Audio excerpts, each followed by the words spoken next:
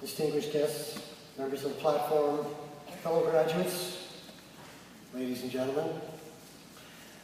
This is a huge moment for me because, as you just heard, I am a dropout.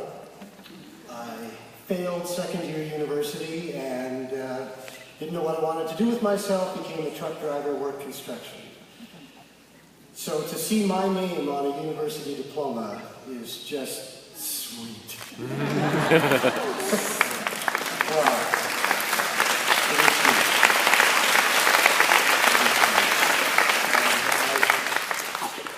And I feel humbled to be among this distinguished class of people who are so accomplished in what they've done and then gone one step further to get themselves a degree despite being successful in business and being successful in families. So congratulations to all of you. I'm humbled to be among this distinguished group. The reason I'm able to stand here today and speak to you and accept this honor is thanks to people who were in my life over all these years, who opened doors of opportunity for me. And I walked through those doors. They gave me the encouragement. They said, you can do this, even though I didn't believe I could. Because I don't come from privilege. Neither of my parents were educated. We were the poor people on the block. We weren't rich at all. But thanks to people who said, hey, why don't you try this? Why don't you give this a shot? You can do it. And for some reason, I don't know, I always said, yes, I can do that. And every time I did, it changed my life.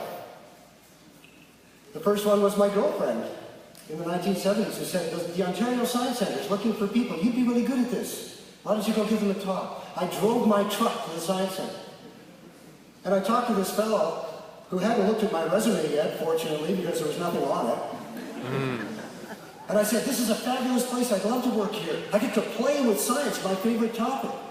I was always interested in science. I just wasn't good at doing it. I was a terrible student. And he hired me on the spot. Not because of any degrees that I had or hadn't, but because of my enthusiasm, my desire to do it. And I got hired there. And out of that, every once in a while, the media would call up a television station, a radio program, and say, can you come on and talk about something that just landed on Mars or whatever? And I'd say, sure, okay, even though I'd never done it.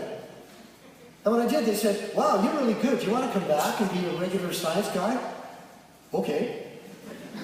Out of that, I got a phone call one day, totally out of the blue at home. This fellow says, hi, I just saw you on the morning program in Canada. I'm from New York City. I run a news network down here. Do you produce your own television? Because if you do, I'll buy it.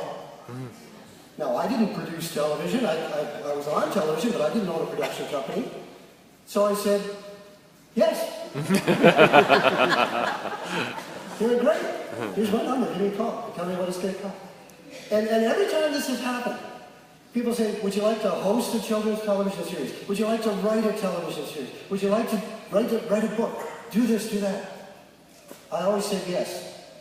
And every time I said yes, I got really scared. I think, what's going on? What have I done? I'm not qualified to do this. And you learn really fast when you're scared. I'm a sailor. We say in sailing, the best way to keep a boat afloat, the best tool, is a scared person with a bucket. You learn really fast when you're scared. And I learned something else. I learned that when you say yes to an opportunity that someone has opened the door for you, when you step through that door and you do get scared, the best way to beat that fear is to finish it. Finish what you start. Get it done. Boy, it feels good. But of course, why am I telling you this? You just did it. You're all here. You finished it. And it feels good, doesn't it? Give yourselves a hand.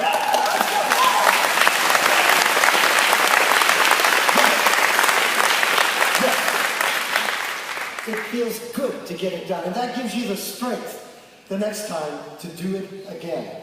Because even though you've done it and gotten yourself here today, it doesn't stop. It doesn't stop. There are always opportunities. I'm still doing it now. And in fact, I'm starting on another challenge that's really hard. And it's going to be a lot of work and it scares me a little bit, but I know it's going to lead to something wonderful. And that's a new life with my wonderful partner, Sharon. She's opened a door of opportunity for me.